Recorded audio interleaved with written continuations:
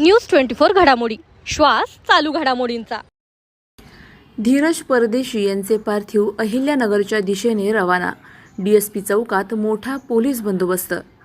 संभाजीनगर येथील घाटी रुग्णालयातून धीरज परदेशी यांचे पार्थिव घेऊन ॲम्ब्युलन्स अहिल्यानगरच्या दिशेने रवाना झाली आहे। 7:30च्या सुमारास ही ॲम्ब्युलन्स अहिल्यानगरमधील डीएसपी चौकात पोहोचण्याची शक्यता आहे। धीरज परदेशी यांना अखेरचा निरोप देण्यासाठी नागरिक आणि कार्यकर्ते मोठ्या संख्येने उपस्थित राहण्याची शक्यता आहे। दरम्यान कोणताही अनुचित प्रकार घडू नये आणि कायदा सुव्यवस्था अबाधित राहावी यासाठी डीएसपी चौकासह परिसरात मोठ्या प्रमाणात पोलीस बंदोबस्त तैनात करण्यात आला आहे। परिस्थितीवर पोलीस प्रशासनाकडून बारकाईने लक्ष ठेवण्यात येत आहे। अशाच बातम्यांचा आढावा घेण्यासाठी आजच आपल्या YouTube चॅनलला सबस्क्राईब करा। बातमी आवडल्यास लाईक करा आणि इतरांपर्यंत शेअर करा।